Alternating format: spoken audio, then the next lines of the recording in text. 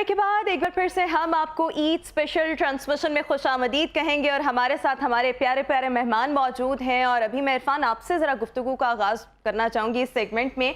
मतलब आपका ये जो मीडिया वाला जर्नी है ये सो फार कैसा रहा और वाई ओनली स्पोर्ट्स? बिकॉज बहुत से लोग स्पोर्ट्स में इसलिए आते हैं क्योंकि उनका एक पर्सनल इंटरेस्ट भी होता है। इसके साथ साथ आपको यहाँ पर एक बड़ा अच्छा रूम मिल जाता है, अपनी एक जगह बनाने का बहुत अच्छा मौका मिल जाता है। सो बहुत से लोग अब ये जानना चाहेंगे कि आपके पीछे क्या रीज़न था कि आप स्पोर्ट्स में हैं और फिर बहुत अच्छे तरीके से आपने अपना नाम बनाया और अब आप माशाल्लाह एक चैनल पर बाकायदा एक पूरा स्पोर्ट्स डिपार्टमेंट और उसको हेड कर रहे हैं। रिसेंटली आप कतर गए हुए थे?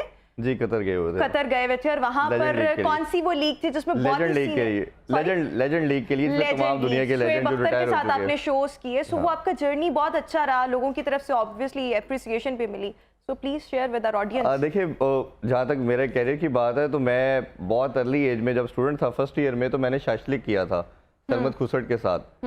I was in the government college, तो वो उधर उनके साथ उन लोगों के साथ काम किया। तो मेरा जर्नी मीडिया का उस टाइम से स्टार्ट हो गया था।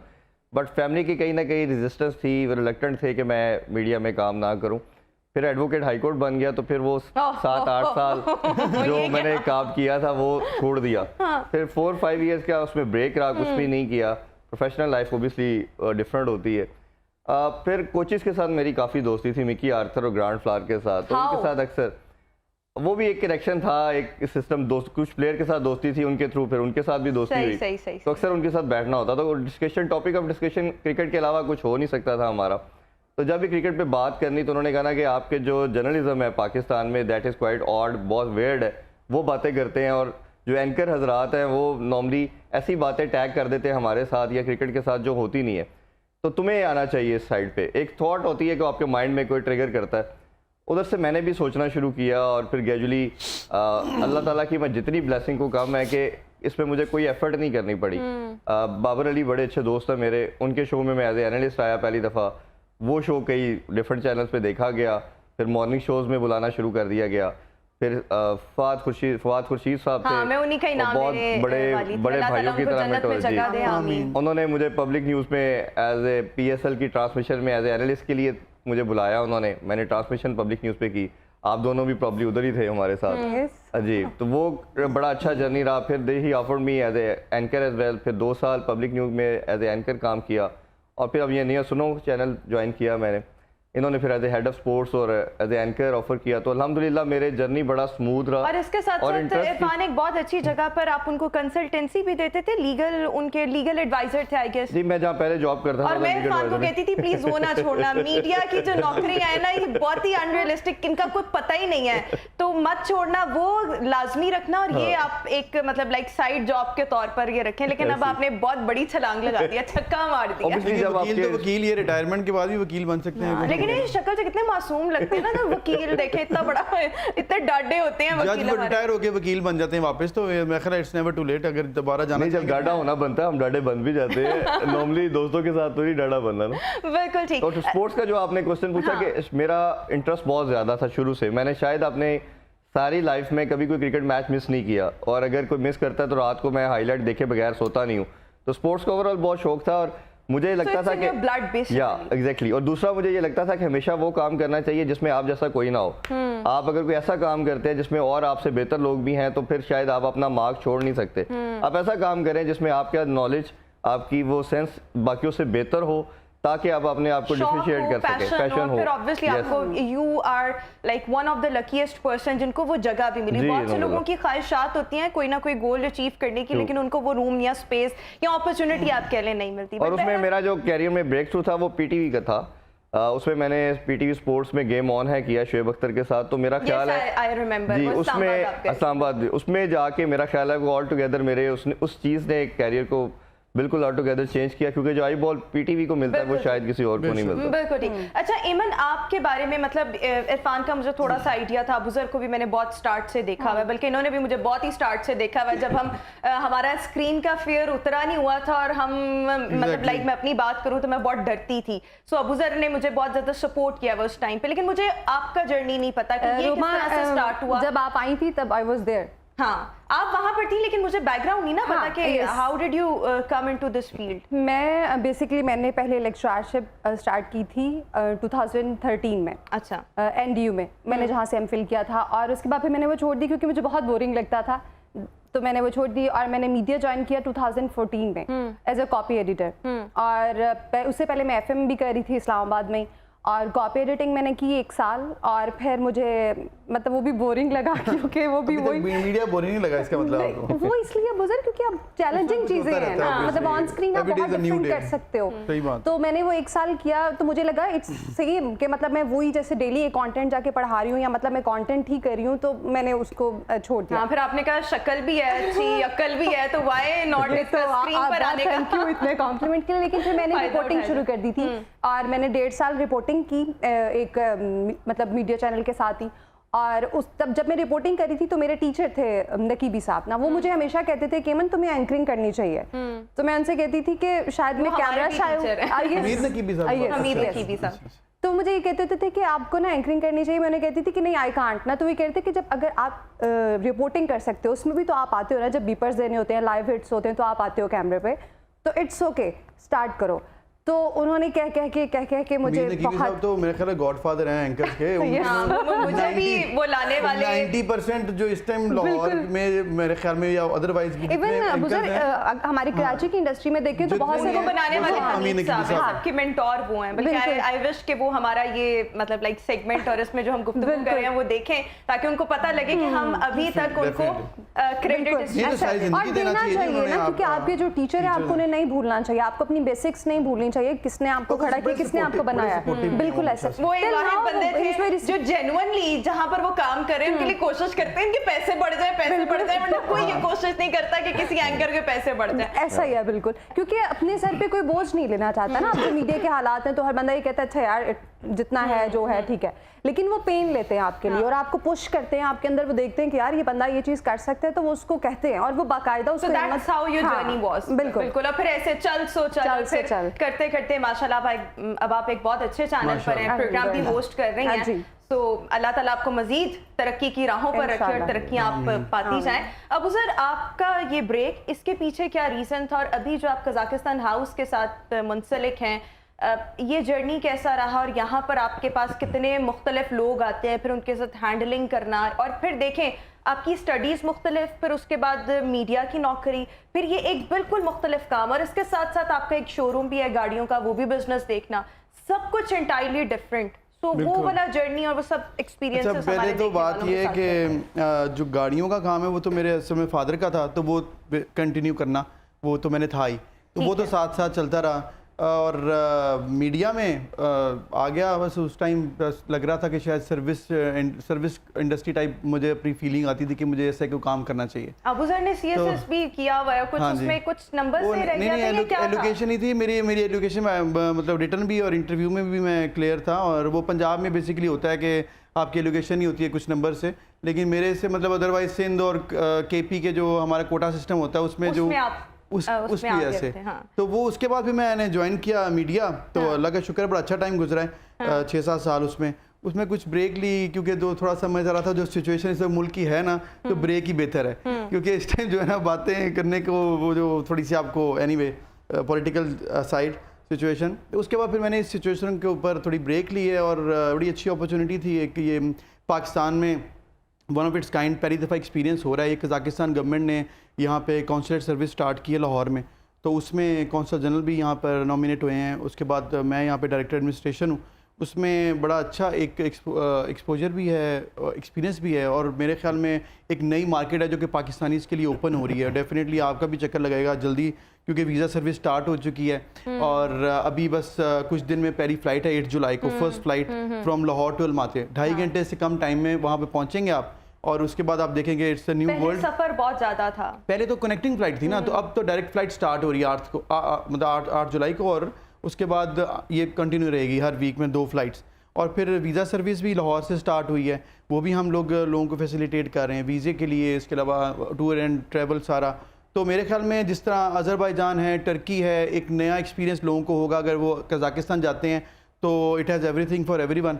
तो मेरा ख्याल में चाहे वो बच्चे हैं, बड़े हैं, सबको लाजमी तौर पर विजिट करना चाहिए। करेंगे बहुत कम अमाउंट में जो है एक इंटरनेशनल टूर जो है वो कम अमाउंट में, बिल्कुल इकोनॉमिकल भी है और ज़बरदस्त है, बिल्कुल ऐसे कि आप एक नई So do दुनिया you में। have any plan coming back into media? अभी तो ये देखें इंशाल्लाह this is a very good service, तो होपफुली ये अच्छा लेकिन अगर आपको कोई मेरे ख्याल में प्रोग्राम और उसे कम आवर्स हो इतना मतलब आपको उसमें बहुत ज्यादा अभी ब्रेक टाइम ना देना है, पड़े, ब्रेक का तो आप हो सकती है देखें, opportunity। ब्रेक जो होती है उसका टाइम ड्यूरेशन तो नहीं पता होता कितनी देर के लिए, तो फिलहाल तो ब्रेक है। लेकिन अभी तो ये सर्विस जो कजाकिस्तान के रिलेटेड मैं बता रहा हूँ, वो मेरे ख्याल में आपको और जब एक्सपीरियंस होगा, और एमन को भी प्लान अभी कह रहे थे हम इरफान को भी लेके जाएंगे, हम अपने अपने मेहमानों और को बाकी लेके सब भी जो है जो भी देख रहे हैं उनको भी आइडिया होता जाएगा साथ साथ। तो मेरे ख्याल में एक नई मार्केट है दुनिया में टूरिज्म के लिए बिल्कुल स्पेशली। ठीक। अच्छा, एक छोटी सी एक्टिविटी है, मैं आप तीनों से करवाना चाहूंगी, फिर उसके बाद मैंने ब्रेक लेनी है और ब्रेक पर जब जाऊंगी तो ऑब्वियसली मुझे यहाँ से कुछ मेहमानों को गुड बाय भी कहना पड़ेगा। लेकिन ब्रेक पर जाने से पहले इरफान मैं आपसे स्टार्ट करना चाहूंगी। This is like one activity जिसमें आपने इन चीज़ों को कनेक्ट करते हुए ये एक लाइन है वो बन रही है और आपने अक्सर बचपन से बहुत सुनी होगी, और मैं आपको हिंट दे देती हूँ, अंग्रेजी का एक मुहावरा कह लें, प्रोवर्ब कह लें, वो है this is an apple, son, doctor and stop. हाँ वो है प्रोवर्ब इसमें है कि eat an apple a day, keep a doctor away. An apple a day, Apple a day, doctor away. Wonderful, wonderful. अच्छा, ये मैंने जितना क्लियर हिंट दिया था ना आपने गेस कर पाई। मुझे तब भी नहीं हुआ। अच्छा, नेक्स्ट एमन, ये मुझे करने दो, ये मैं मुझे करने दो। टुप ये क्या है? No cheating, no cheating. यार चीटिंग तो हर जगह होती है ना रोकमा, क्या क्या हो मुझे गया? अब करने तो दो। हमारे अगर आप देखें अच्छा, एमन को ना आया तो फिर लोग देखना चाहते हैं ये जो इतना बड़ा बड़ा बोलती है और ये जो टीवी के सामने आके इतने भारी भारी सवाल करती है, यार, ये छोटी सी एक चीज ये बच्चों वाली बात है ना, उससे बड़ी बड़ी बातें करो ना, ये छोटी छोटी बातें ना करी तो बच्चों वाली बात अच्छा है। चलो गेस तो करो एमन, क्या है ये क्या है? इट्स लाइन तो हाँ आगे तो क्या ये है? क्या है? ब्राउन, तो क्या हाँ। बना? यार इट्स वेरी इजी। जितना एक्साइटेड अबूजर हो रहा है ना, तो मुझे बताओ क्राउन कौन पहनता है? चलो यार मेरे ख्याल में वो उसको- लाइन किंग। हाँ हाँ, लाइन किंग, वो लाइन किंग, ये वही लाइन किंग है। अच्छा जी, चले नेक्स्ट अबूजर। मेरे लिए तो मुश्किल लगा दिया नहीं ये उन्होंने। मुश्किल नहीं है, इट्स वेरी इजी। ये है क्या, पहले बनाया क्या हुआ है? ये मुझे कोई ये कोई ठंड ये ठंड कॉफी को डिपिक्ट कर रहा है ना, तो हाँ? ये एंड ये सर्दी को दिखा रहे हैं और हाँ साथ हाँ, हम चलें सर्दी से ही आप अंदाजा लगा लें, अच्छा cold something like very cold and coffee. हाँ, कोल्ड कॉफी, राइस टी भी हो सकता है, दोनों Cold बिल्कुल coffee, ठीक ठीक है, है। वंडरफुल वंडरफुल, बिल्कुल ठीक हो गया। अच्छा इरफान, मैं मतलब ये छोटी सी एक्टिविटी तो हो गई, क्विकली बताएं ईद का कॉन्सेप्ट, और स्पेशली जब हम ये सैक्रिफाइस वाली ईद उल अजहा की बात करते हैं, सो व्हाट्स इट मतलब आपके नज़दीक अकॉर्डिंग टू यू? देखिए, जिस तरह आपने इंट्रो में बोला था कि ये ईद पर्टिकुलरली है, ये सार और कुर्बानी का नाम है, और इस जज्बे को अल्फाज के अंदर तो मेरा ख्याल है हम उसको प्रेजेंट करना या बताना थोड़ा मुश्किल है। आपको अपने सोसाइटी के अंदर ओवरऑल लेके आना पड़ेगा, और सिर्फ कुछ स्पेसिफिक डेज़ के लिए हम कोई चीज़ करते हैं, जैसे रमज़ान की बात करते हैं तो रमज़ान में भी हम कुछ चीज़ों के लिए मुसलमान बनने की कोशिश करते हैं, हालांकि मैसेज उसका ये है कि हम पूरा साल उसको फॉलो करें। इसी तरह इसार कुर्बानी भी ये नहीं है कि हम सिर्फ 1, 2, 4 दिन के लिए उसको रखें और उसके बाद उसको छोड़ दें। तो ये मेरा ख्याल है कि हमें जो हमारी बेसिक फंडामेंटल है इस्लाम की, वो इन्हीं चीज़ों के ऊपर बेस करती है और हमें उसी को फॉलो करना चाहिए, वो हमारी सोसाइटी का पार्ट है। अनफॉर्चुनेटली जिस तरह वो पॉलिटिकल साइड पे जा रहे थे कि हमें ये टॉप से ही नज़र नहीं आ रही, टॉप से चीज़ें जब बॉटम की तरफ आती है तो सोसाइटी बनती है, बट हमारा टॉप ही ख़राब होना शुरू हो गया है, और नीचे जो आपकी सोसाइटी है वो आपको नज़र आ रही है पूरी की पूरी वो डिस्टॉर्टेड है। तो आपको हमें चाहिए कि ओवरऑल सारे ये अपने अंदर इसार और कुर्बानी का जज्बा रखें, बेयर करें, एक दूसरे को टॉलरेट करेंगे, हर शोबे हाँ, में तो जहाँ उसके पर बाद बनता है आप हाँ कुर्बानी दें जो आपके हिस्से की है। एमन, मेरा मैसेज सिर्फ ये कि हम ना सिर्फ अपनी मतलब की चीज़ देखते हैं, कुर्बानी में भी, इसार में भी, हर चीज़ में। मटन देखते हैं जिस तरह लोग। ये डायरेक्ट आप पर बात है। Yes I can feel. अच्छा, तो अब बात ये है कि एक दिन के लिए अगर आप ये भुला देंगे ना, उन 3 दिनों के लिए जब आप कुर्बानी कर रहे हैं, तो ज़्यादा ज़रूरी है। पूरा साल आपने यही करना है। हम जितना मर्जी यहाँ पे बैठ के बात कर लें, समझाने की कोशिश कर लें, हम जो मर्जी कर लें, लेकिन प्रैक्टिस हमारी वही होगी, जो कि बहुत अनफॉर्चुनेट है कि चेंज हो जाए, ठीक है। लेकिन अगर उन 3 दिनों में भी आप ये प्रैक्टिस कर लें कि यार सिर्फ अपना सोचने की बजाय दूसरों का भी सोच लें, तो बहुत सारी चीज़ें चेंज हो सकती हैं। बिल्कुल, अपने साथ साथ दूसरों का भी सोचना, दूसरों के लिए आसानियां पैदा करना, अल्टीमेटली आप अपने लिए एक राह हमवार कर रहे होते हैं कि अल्लाह ताला या नेचर जो है वो आपके लिए आसानियां पैदा करें, तो एक बहुत बड़ा जज्बा है। और yes, practice makes a man perfect, तो थोड़ी थोड़ी प्रैक्टिस जो है वो करते रहनी चाहिए। थैंक यू सो मच एमन for joining us in today's transmission. इसी के साथ में ट्रांसमिशन में एक ब्रेक शामिल करूंगी। ब्रेक के बाद जब वापस आएंगे तो हमारे साथ एक नए मेहमान मौजूद होंगे, और जो हमारे साथ यहाँ पर 2 मेहमान हैं वो भी हमारे साथ मजीद कंटिन्यू करेंगे। सो आपसे मुलाकात होगी एक ब्रेक के बाद। Stay with us and Eid मुबारक।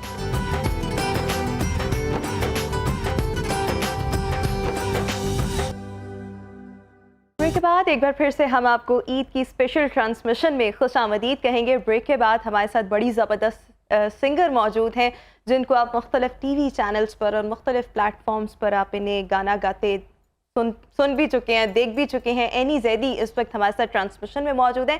Thank you so much Annie, and Eid मुबारक। कैसी हैं आप? खैर मुबारक, और आपको भी ईद मुबारक। बहुत देर लगा दी आपने अपनी तैयारी में। मैं आपको एक बात बताऊं, सच सच हाँ। कि आपके जो ड्राइवर थे ना, उन्होंने लेट किया। मैं सॉरी, कट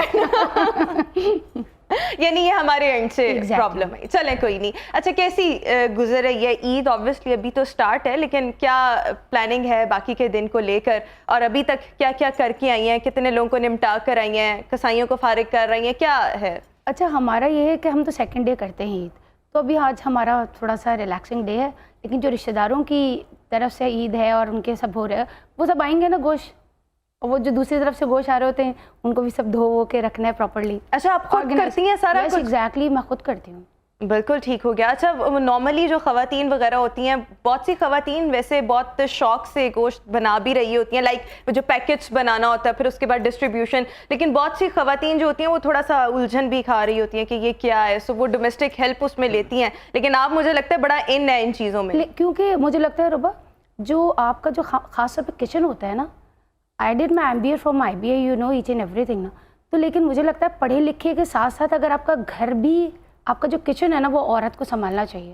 हेल्पर के तौर पे मासी होती है। वही बात है ना कि आप भी फिर इसी बात पर यकीन रखती होंगी। वो कहते हैं ना कि मर्द के दिल तक रास्ता मैदे से होकर जाता है, तो आप भी कहीं वही औरत तो नहीं जो इस बात पे यकीन रखती हैं और फिर मियाँओं की खातिर जो है वो खाने बनाना सीख लेती हैं। अच्छी बात है ये, मैं इस पे फख्र करती हूँ।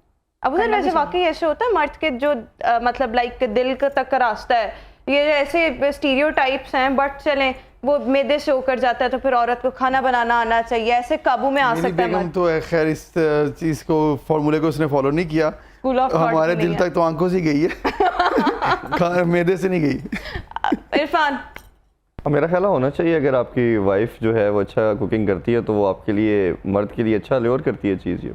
अच्छा, ज़बरदस्त हो गया। सो एनी, बिकॉज आपकी मौजूदगी है यहाँ पर और हम आपकी प्रेजेंस का फ़ायदा उठाना चाहेंगे, सो प्लीज़ कोई गाना हमें सुना दें, फिर हम मज़ीद कॉन्वर्सेशन को आगे बढ़ाएंगे। नैना नैना दे कोल कोल रहना, पलदा फिराक नहीं ओ सैना, नैना तू दूर ना करी, हाय नैना नैना दे कोल कोल रहना, पलदा फिराक नहीं ओ सैना, नैना तू दूर ना करी, दुखड़े सुनावड़े बैठ मेरे सामने, दिन है प्यार वाले फिर का दुआवड़े, दुखड़े सुनावड़े बैठ मेरे सामने, दिन है प्यार वाले फिर का दुआवड़े, अखां अखां नू वेख वेख थका, दिल दी किताब विच रखा, अखां तू दूर ना करी, हाय नैना नैना दे कोल कोल रहना, पलदा फिराक नहीं ओ सैना, नैना तू दूर ना।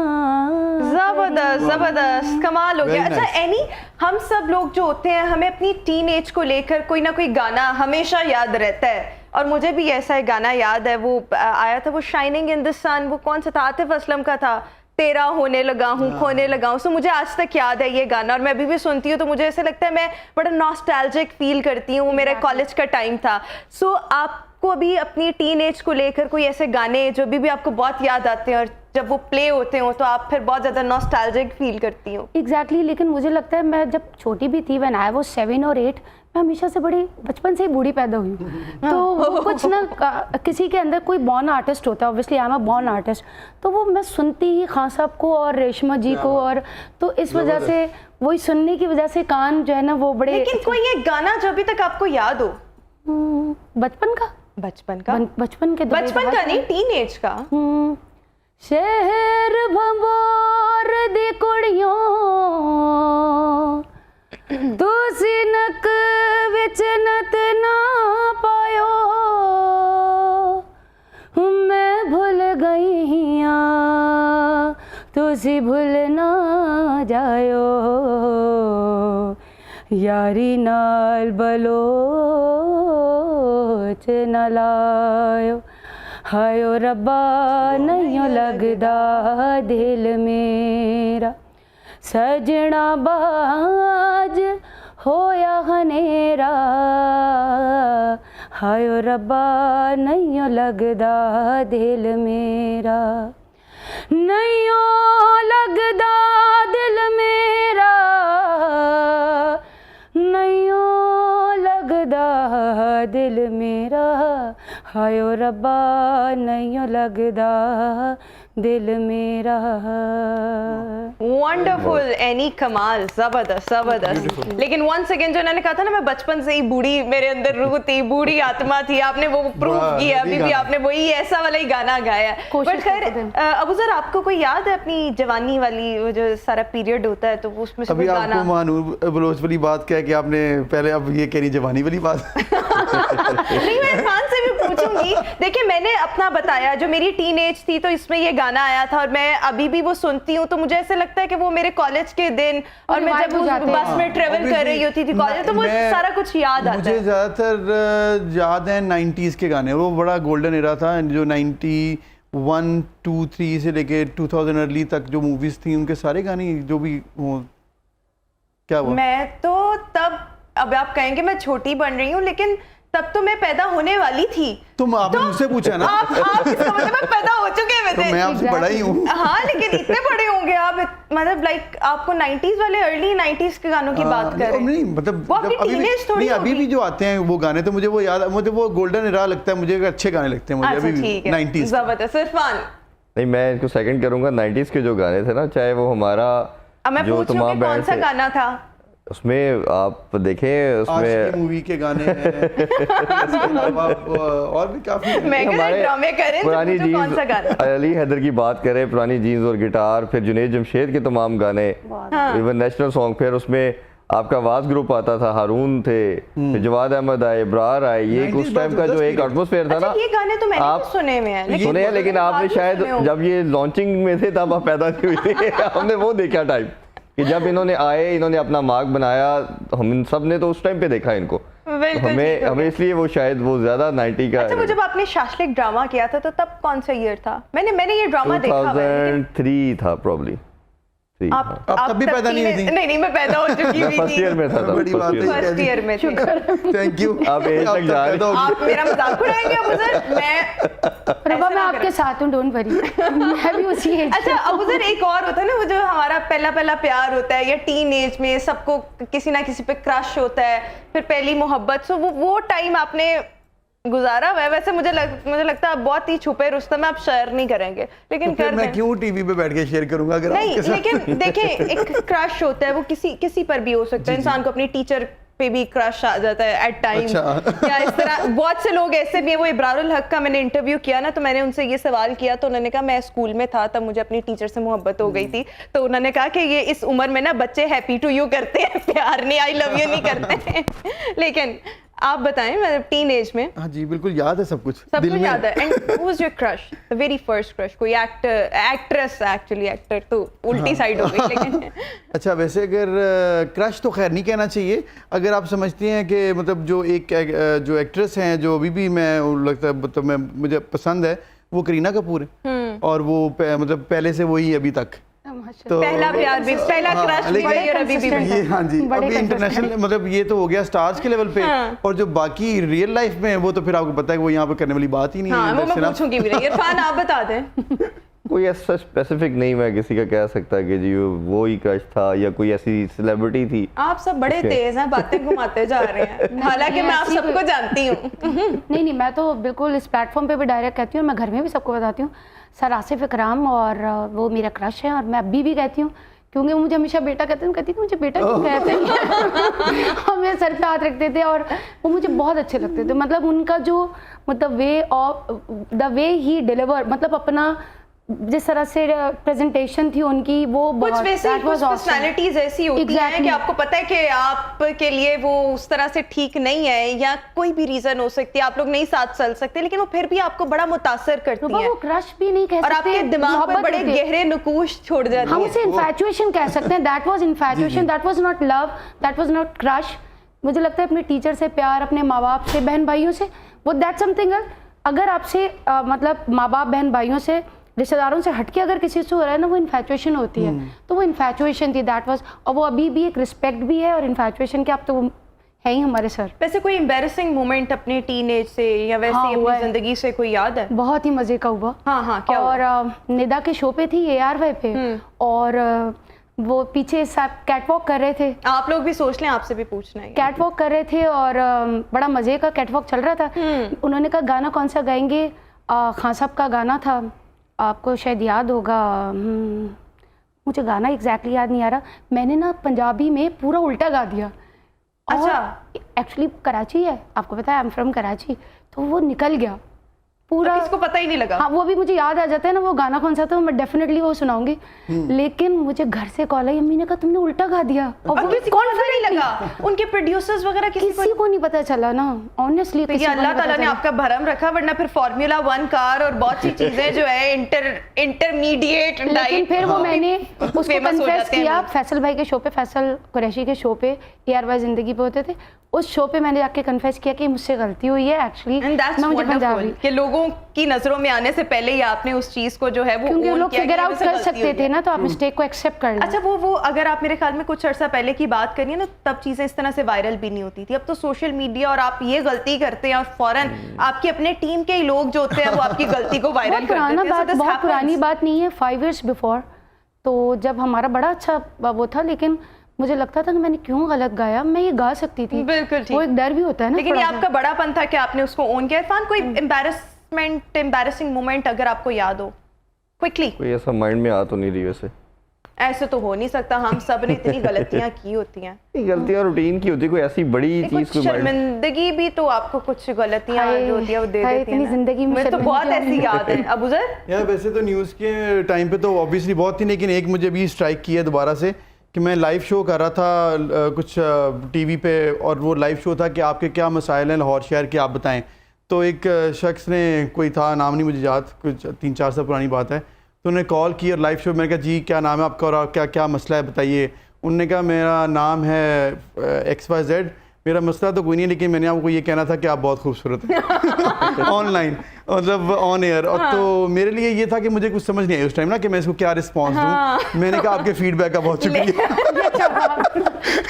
तो मुझे याद है, अगर उससे मेरी अपनी तो नहीं है, लेकिन वो हमारा एक मॉर्निंग शो था, आपसे पहले एक खातून होस्ट करती थी। तो वो, अब नॉर्मली फीमेल को क्रिकेट का इतना नॉलेज नहीं होता। आ गई मुझे बात याद, ठीक मुझे है, होस्ट भी याद आ गई। वो हम जब बैठे तो उन्होंने, क्योंकि टॉस हुआ मैच से पहले, और उन्होंने कहा जी अभी उसके बाद आपने तबसरा देना है। अब जो को होस्ट थे वो भी नॉलेजेबल थे। अब वो ऊपर से उन्होंने मैसेज दिया कि पाकिस्तान के ना 2 स्कोरर नो आउट है, यानी कि कोई आउट नहीं है। अब वो जो खातून थी उन्होंने अंडरस्टैंडिंग में ये कहा, ले जी पाकिस्तान टॉस जीत गया है और बैटिंग कर रहा है और 2 स्कोर पे नो आउट हो गए। नो आउट, 2 स्कोर पे नो। वो एक सारों के लिए बड़ी जोकिंग, फिर मैंने उसको कवर किया, मैं कहा जी 2 स्कोर हो गया, 1 ओवर हुआ। मुझे दोनों होस्ट याद आ गए, आपने पहले भी इस इंसिडेंट को शेयर किया हुआ है। मैं और अबूजर जब इकट्ठे खबरें कर रहे होते थे ना, तो वो हम तो हंसते ही रहते थे, कोई ऐसी बात हो जानी और मेरा लाफ्टर अटैक, और फिर अबूजर ने तो मासूम बन जाना सारा पीसीआर में, मतलब पता लग रहा होता था कि मैं ही हंस रही हूँ। तो कितनी दफा ऐसे हुआ कि लाइव ब्रेकिंग धमाके की खबर, पीछे पीसीआर और न्यूज रूम से आवाज आ रही है, एंकर को कहीं हंसे नहीं, कुछ ना कुछ वो बोल देते हैं, ऑब्वियसली वो फिर आपको एक और हमारे साथ मेरे और एक दफा तो मैं आपकी भी बात सुनती हूँ, मुझे बहुत जोर से ये बात सबको बतानी है कि सिटी 42 का वो स्टूडियो था, मैं और अबूजर खबरें कर रहे थे, और वो सीट जो होती है वो ऑटोमेटिकली, मतलब ऑटोमेटिकली नहीं, वो उसको एडजस्ट करना पड़ता है कि अपनी हाइट के मुताबिक। सो वो अबूजर की सीट में कोई प्रॉब्लम थी, मैंने कहा यहाँ वक्त हुआ है ब्रेक का, तो जब मैंने ऐसे देखा तो ये मैं यहाँ अबूजर की सीट नीचे, एंड आई स्टार्टेड लाफिंग। सो हमारे साथ ऐसे बहुत से मोमेंट्स जो है वो हुए हैं और हमारी बड़ी फॉन्ड मेमोरीज हैं। डेफिनेटली। दूसरा एक इसी तरह था इंसिडेंट, हम वर्ल्ड कप की ट्रांसमिशन कर रहे थे, और उसमें उन्होंने एक एज ए को होस्ट के तौर पे एक टेनिस प्लेयर को ना उन्होंने साथ कहा कि ये आपके साथ करेंगी कुछ अर्सा काम, तो इनको भी आप करें। अब वो हमारा, आपको पता है एक क्राइटेरिया होता है कि पहले मॉक होता है और वो सारा कुछ, वो शायद ओवर कॉन्फिडेंट थी, उन्होंने कहा ये तो मसला ही कोई नहीं है होस्टिंग, मैंने आरजे के तौर पे भी काम किया तो कुछ ऐसा नहीं है। उन्होंने जब वो शो का इंट्रो किया और मैंने कहा मैं इंट्रो करता हूँ फिर आप उसको कैचअप कर लीजिए, उन्होंने कहा नहीं मैं आज इंट्रो मैंने करना है। चलें ठीक है, कोई मसला नहीं, आप कर लें। और जब इंट्रो किया तो वो भूल गई, जब वो आपके स्पॉन्सर के नाम वगैरह लेने थे तो अब भूल गई आगे क्या बात करनी है, तो उन्होंने ऐसे लाइव शो में ऊपर देखना शुरू किया अब क्या कहना है, क्योंकि producer was sitting in the PCR, तो वो जैसे ऐसे लग रहा था स्क्रीन पे जैसे ऊपर अल्लाह मियां को देखा जा रहा है और वो सब कुछ ऑन एयर किया। So ये लाइफ में ऐसी चीजें हो जाती है, लेकिन एक अच्छा एंकर वो होता है जो अपनी गलतियों को कवर कर ले, कि लाइफ का हुस्न होती है ये चीज। बट आप सबसे गुफ्तगू करके और ऑब्वियसली हमारे साथ जो पहले भी मेहमान थे उनसे भी बातचीत करके बहुत मजा आया। होप कि आपका जो अभी का टाइम है वो भी अच्छा गुजरा होगा, रेस्ट ऑफ द डे वो भी बहुत अच्छा, बहुत खुशगवार गुजरेगा। और हमारी तरफ से आप सबको वंस अगेन ईद मुबारक। Thank you so much Abuzar, thank you so much Annie, and thank you so much Arfan Zaheer for joining us in good morning Lahore. Viewers, इसी के साथ ही हमारी आज की ट्रांसमिशन का वक्त अपने इख्तिताम को पहुंचा। इंशाल्लाह आपसे मुलाकात होगी अपने नेक्स्ट प्रोग्राम में। अपना बहुत सा ख्याल रखिएगा, मुझे दीजिए इजाजत, अल्लाह हाफ़िज़।